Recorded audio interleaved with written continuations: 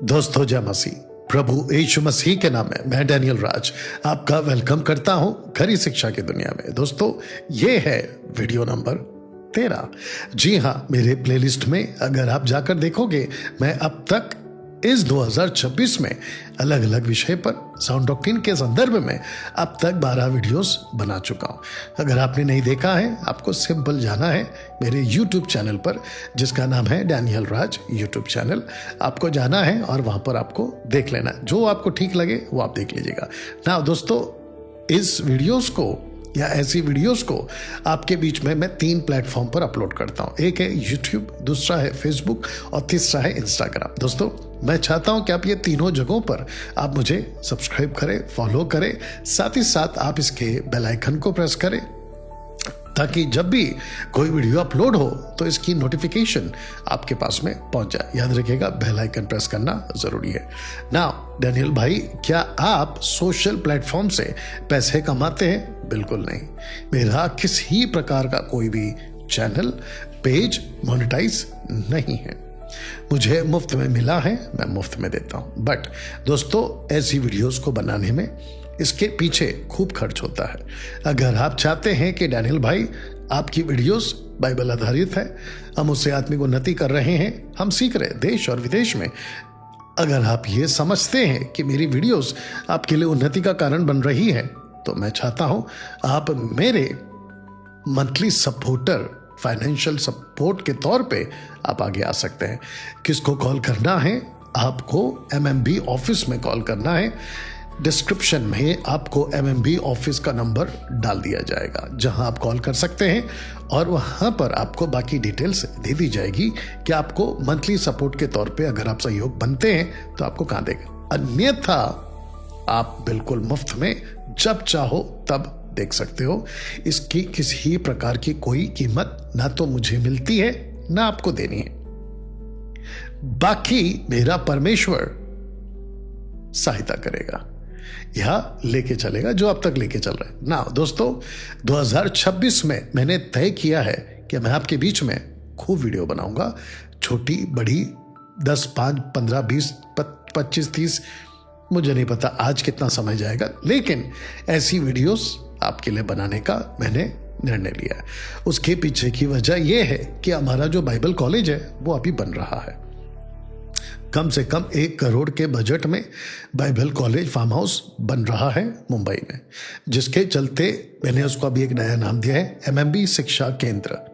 आपने ठीक सुना, रिपीट कर दूं, MMB शिक्षा केंद्र, जहां पे लोग आएंगे, वचन आधारित सही तरीके से सीखेंगे और प्रभु में मजबूत होंगे। दोस्तों जिसके चलते सिर्फ और सिर्फ MMB इसको टोटल फाइनेंस कर रहा है, जिसको MMB के जितने सदस्य हैं टोटल इसका खर्च अपने कंधे पे ले रहे हैं। अगर आप MMB के सदस्य हैं, खरी शिक्षा के सदस्य हैं, आप मुझसे जुड़े हुए हैं Facebook, YouTube, Instagram पर, और आपको ये बात अगर अभी तक नहीं पता है कि डैनियल भाई इसमें हम भी शिक्षा केंद्र में हम भी अपना योगदान देना चाहते हैं, तो वापस कहता हूं MMB ऑफिस में आपको कॉल करना है और वहां पर आपको बाकी डिटेल्स दे दी जाएगी ना। दोस्तों अगर आपके स्क्रीन के ऊपर आप देख रहे होंगे, ये है वीडियो नंबर 13, तो जिसके चलते मैं चाहता हूं कि आपके बीच में आज का जो टॉपिक है वो रखता चलो। क्या पीढ़ीगत श्राप मसीहों पर होती भी है? क्वेश्चन मार्क, जिसका इंग्लिश शब्द मैंने डाला है जनरेशनल कर्स और कर्सेस। दोस्तों 32 साल से, इनफैक्ट 33 साल से, 33 ईयर्स से मैं मिनिस्ट्री में हूं। मैंने अपने जीवन में कभी भी, मेरे ऊपर श्राप है, मैं श्राप से ग्रस्त हूं, मेरे पूर्वजों का श्राप है, ऐसी किसी प्रकार का दबाव अभी तक, और मुझे यकीन है आगे भी मेरा परमेश्वर अपने शब्द पर टिका रहता है। मैंने अभी तक ऐसा कोई श्राप मेरे ऊपर महसूस नहीं किया। ये जो शूटिंग रूम है, मैं यहां अकेला रहता हूं। रास्ते पे जब चलता हूं 50 लोग मिलते हैं और ऐसे ऐसे तरह के लोग मिलते हैं जो श्राप को बेचते हैं, ऐसे शब्द बोलते हैं अगर उनको पैसा ना मिले, आगे आप समझदार हैं। उसके बावजूद भला चंगा आपके बीच में वीडियो बनाते हुए मैं मौजूद हूं। बट मैं देख रहा हूं कि मसीह की दया में कुछ सेवक, पास्टर्स इस बात को खूब उठाते हैं और वो कहते हैं उद्धार के बाद, हाँ याद रखिए, उद्धार के बाद, after salvation, after getting saved, after becoming the God's sons and daughters, प्रभु परमेश्वर के, गॉड के बेटा बेटी बनने के बाद, ये वाला बोलना था। You understand? कहते हैं कि आपके ऊपर श्राप है। ताज्जुब है मुझे। तो जिसके चलते मैं आपके बीच में पहले एक वचन पढ़वा देता हूं, और वो वचन ये है, सो यदि कोई मसीह में है, शब्द को ध्यान दीजिएगा, यदि कोई मसीह में है। मसीह शब्द, इन क्राइस्ट, मसीह शब्द पौलुस ने यहां क्यों यूज किया?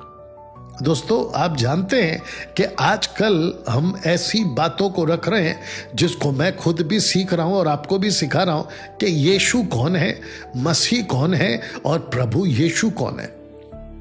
यानी कि यूड है वाव है, लॉर्ड कैपिटल LORD, लॉर्ड अदोनाई केरियोस, ये कौन है? हम इसको सीख रहे हैं, आपके बीच में मैं रख भी रहा हूं। तो जिसके चलते जब मैं कोई स्टेटमेंट को पढ़ता हूं तो मैं सबसे पहला लेखक क्या कहना चाह रहा है और किस बात पे जोर दे रहा है वो मुझे समझ में आ रही है और आपके बीच में रख रहा हूं। तो जिसके चलते आप देख सकते हैं कि मैंने मसीह को अंडरलाइन किया हुआ है। मसीह यानी कि क्रिस्त, क्राइस्ट, ठीक है ना, क्रिस्तुस।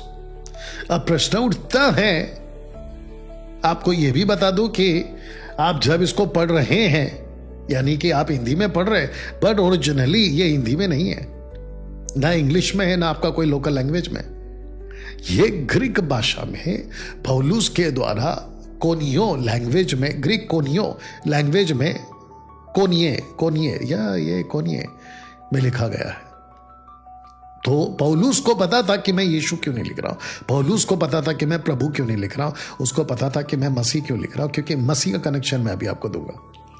सबसे पहले जिसको मैंने लाल किया है, पहले उसको क्लियर कर देते कि यदि कोई, इफ एनीवन, यदि कोई, इसका मतलब क्या हो गया? ये यदि शब्द है, इसका मतलब है कि अगर कोई मसीह में, सच में मसीह में, जॉन द बैप्टिस्ट वाले की बात नहीं कर रहा है, मोसेस के डिसाइपल्स की बात नहीं कर रहा है, और वहां पर बाकी जितने क्रिश्चियनिटी या फिर मसीहत या फिर लेके चलते थे उसकी बात नहीं कर रहा है, ना ही कैथलिज्म की बात कर रहे हैं। यहां पे मसीह में यदि आपको मसीह में रूटेड अगर हैं, नहीं तो आपका बेड़ा गर्क है।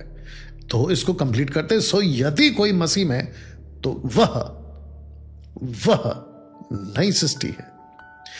जब आप पढ़ते हो कि नई सृष्टि है तो इसका मतलब यह हुआ कि वो टोटल नई सृष्टि है, न्यू क्रिएशन। दूसरी चीज, आपको न्यू क्रिएशन बनाता कौन है? सृष्टिकर्ता परमेश्वर। जब वो कहता है ना कोई चीज को, तो वो आधा अधूरा नहीं बनाता है, वो कंप्लीट बनाता है। शब्द पे ध्यान दीजिएगा, वो आधा अधूरा नहीं बनाता, आधा अधूरा काम नहीं करता है, वो कंप्लीट करता है। सृष्टि अभी तक गवाह है इस बात का, सृष्टि की जितनी चीजें वो गवाह है अभी तक इस बात की। पृथ्वी बिना टेक, यानी कि without foundation, without any pillar, अभी भी जस का तस खड़ा हुआ है, ना एक इंच ऊपर ना एक इंच नीचे। ऊपर गया, आप सोच लो फिर धरती का क्या होगा, ठंड से खत्म। नीचे आया, फिनिश, आग का गोला, जिसके चलते टकाटक, या भी बोलना चाहो, मजबूती से अपनी जगह पे चक्कर लगाता है। A to Z धरती को का अनाज उगाएगी, वो उगा रही है।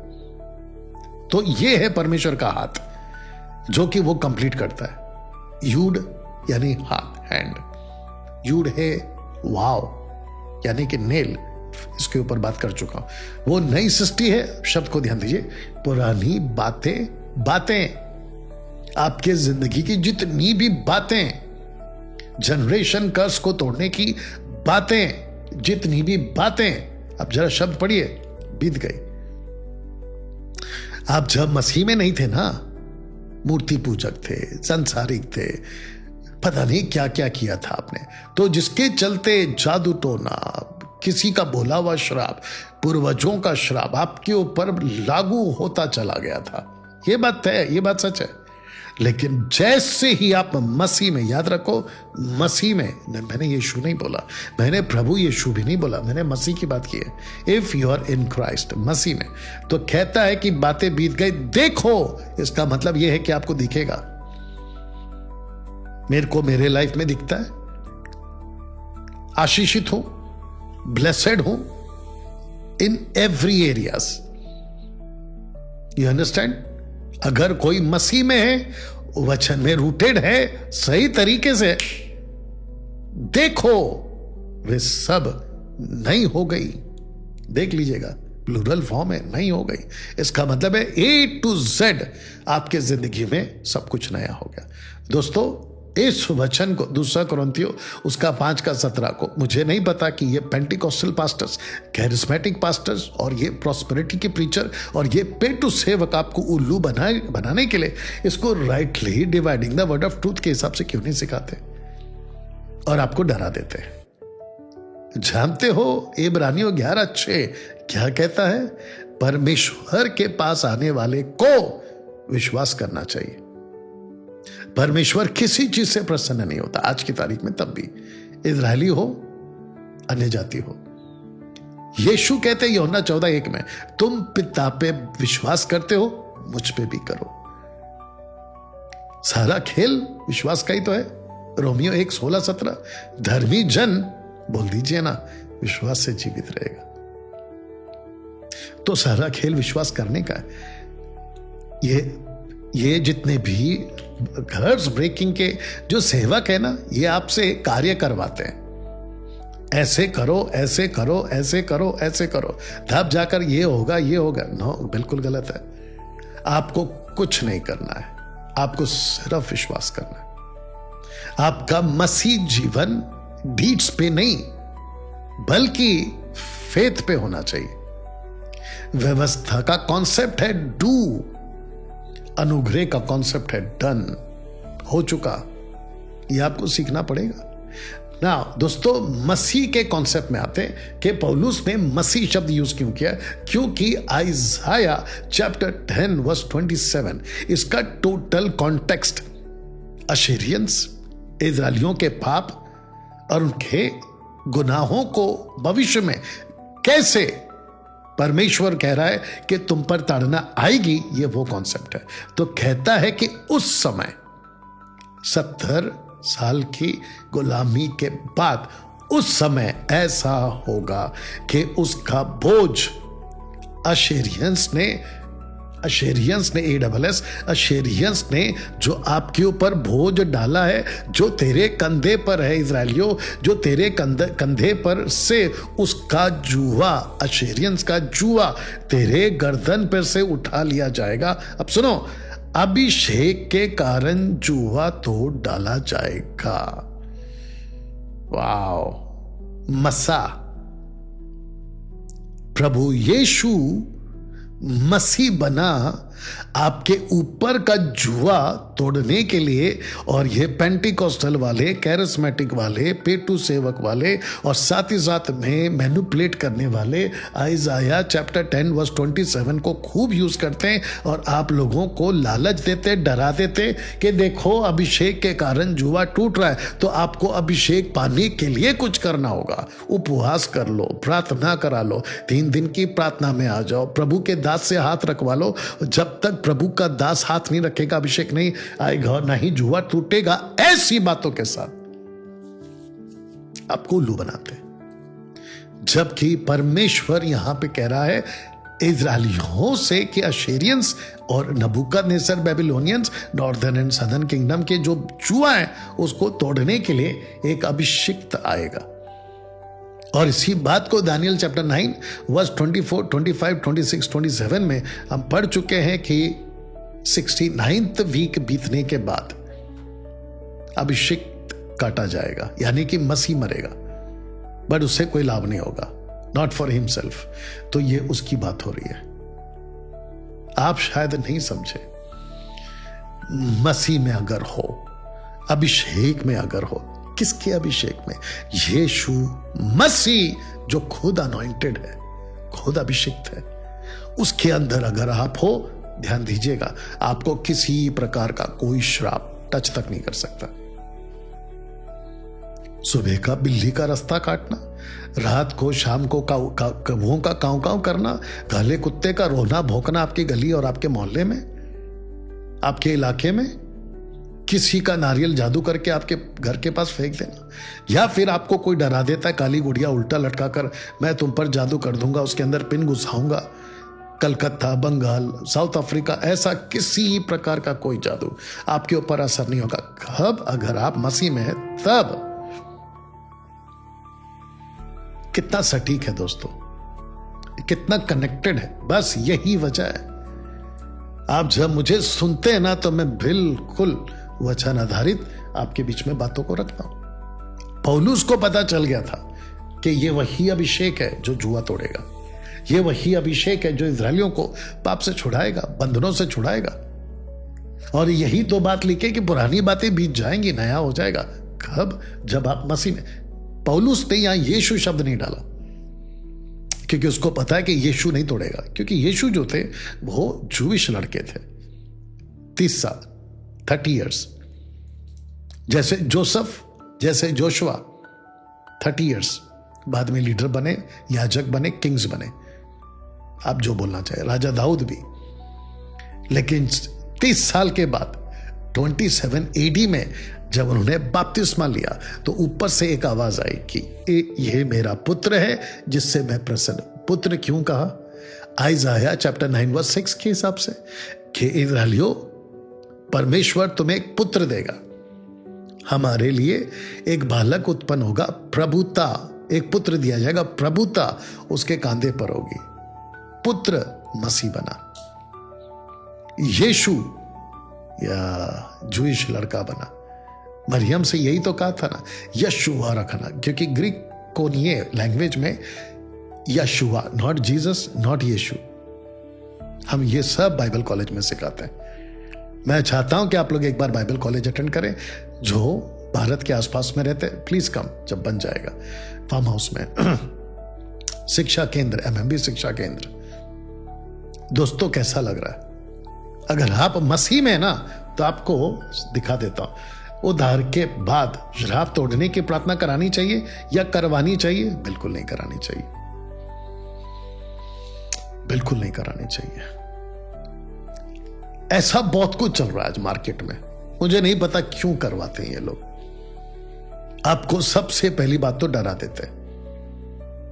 आप जब जाते हो ना पास्टर के पास में प्रार्थना के लिए, या कहते हो ना कि पास्टर जी रात को बुरे सपने आते हैं, घर पे कुछ भी ठीक नहीं होता है, हम जो भी कमाते हैं सब पता नहीं कहाँ चला जाता है, आता बहुत कुछ है बचता कुछ नहीं है, हॉस्पिटल में पैसे जा रहे हैं, दवाई पे खर्च हो रहे हैं, फलाना फलाना फलाना जो भी है। बड़ी बातों को रख देते हो ना जब आप, वो पास्टर वहीं दाव खेल जाता है, कहता है कि आपके ऊपर श्राप है, पूर्वजों का श्राप है, उसको तोड़ना होगा, आपको उपवास में जाना होगा, जबकि उसको यह वचन बताना है। मैं जितने ऐसे पास्टर जो अपनी ऐसी बातों के साथ में दुकान चलाते हैं ना, जनरेशनल कर्स को तोड़ने का, मैं उन सबको कहना चाहता हूं कि इसको समझाओ पहले लोगों को। मैंने देखा है कुछ कुछ वीडियोस को, श्राप को कैसे तोड़े, उसके 10 पॉइंट, उसके 7 पॉइंट, उसके 3 पॉइंट, कैसे कर लेते हो ये सब? और फिर इसका स्क्रिप्चर कहां है? पौलुस ने, पतरस ने, स्टीफन ने, फिलिप ने, जेकब ने, जॉन ने, पीटर ने कभी नहीं कहा अपनी पत्रियों में कि श्राप को तोड़ने के लिए यह step number 1, step number 2, step number 3, कभी नहीं। आपको नहीं मिलेगा पढ़ने को। यदि परमेश्वर तेरे साथ है, रोमियो 8:31 से पढ़ लो ना। परमेश्वर अगर तेरे साथ है, परमेश्वर अगर तेरी ओर है, परमेश्वर अगर तुझसे प्यार करता है और तू परमेश्वर से प्यार करता है, कम से कम 16-17 बातें आपके विरोध में नहीं है। लिखा है कि नहीं लिखा? जाके पढ़ लो। फिर मुझे नहीं पता चलता है कि ये किस बेस पे कलीसिया को ये सिखाते हैं कि जनरेशनल कर्स टूटने के लिए प्रार्थना करना चाहिए। बकवास है दोस्तों। आपको ऐसी कोई प्रार्थना नहीं करवानी है। अगर आप मसीह में हैं, फिनिश, वो काफी है। मसीह में मतलब आपका अभिषेक है, अभिषेक में आप पहला यूहन्ना 2 अध्याय वचन 20, फिर दूसरा यूहन्ना, माफ करना, पहला यूहन्ना 2 अध्याय वचन 27। इसका मतलब है पहला यूहन्ना का चैप्टर 2 का 20 और 27 पढ़ लेना। वहां पर लिखा है कि तुम्हारा अभिषेक हो चुका है, आपके अंदर अभिषेक रहता है। पवित्र आत्मा की बात हो रही है। कैसे पॉसिबल है बताइए ना, कैसे पॉसिबल है? अगर मसीह में आप हैं, कोई मजाल है कोई आप पे जादू कर दे, आप पे कोई आप शब्द बोल के आपको श्रापित कर दे? देखिए सारा खेल है ना दिमाग का है। 2026 के लिए मैंने यही कहा था, आपके विश्वास की ढाल पर तीर फेंकेगा लूसीफर और आप डर जाते हो और आप उसके शिकार हो जाते हो। नहीं होना है। मैं इस वीडियो नंबर 13 से आपको स्पष्ट संदेश देना चाहता हूं, ऐसा कोई श्राप नहीं होता। पीढ़ियों का श्राप, पूर्वजों का श्राप, इसका श्राप, उसका श्राप बिल्कुल नहीं होता।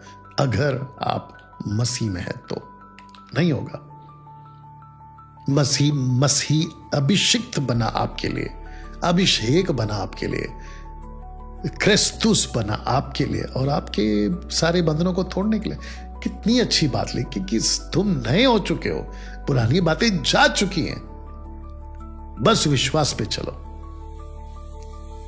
विश्वास पे चलने का मतलब है प्रभु यीशु, मैं आप में हूं, मैं विश्वास करता हूं, मेरी नई सृष्टि हो चुकी है, मैं प्रभु में आ चुका हूं, मेरा उद्धार हो चुका है, अब मैं आपके अंदर हूं, आप मेरे अंदर हैं। ये जो शरीर है आपका मंदिर है। ये आप जब उद्धार पाते हो, आपको एक अच्छा साउंड डॉक्ट्रिन पास्टर यही सिखा देता है, उसके बाद में टोटल आजाद।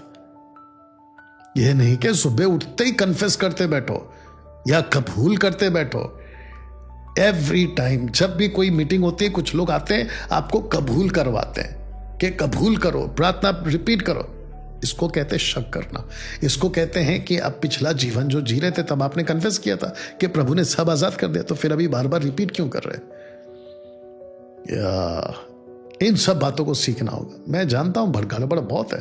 तो चलिए दोस्तों, ये था वीडियो नंबर 13 का टॉपिक। पीढ़ीगत श्राप आपके ऊपर नहीं है। आजाद हो, आजाद हो, आजाद हो। दोस्तों वीडियो अच्छी लगी तो खूब शेयर करें, दूसरों तक पहुंचाएं, सब्सक्राइब, फेसबुक के ऊपर फॉलो, इंस्टाग्राम पे फॉलो। और अगर आपको लगता है कि डैनियल भाई आप जो सिखा रहे हैं, आप वीडियो बनाते हैं, आपका चैनल मोनेटाइज नहीं है, आप सोशल प्लेटफॉर्म से पैसे नहीं कमाते, लेकिन हम आपके लिए ऐसा मंथली सपोर्टर के तौर पे आगे आना चाहते हैं, MMB ऑफिस में कॉल करें और आप हमारे पार्टनर बन सकते हैं, सहयोगी बन सकते हैं। मिलते हैं अगली वीडियो के साथ में, और अगले वीडियो भी, और ऐसे कम से कम और भी वीडियो बनती जाएगी।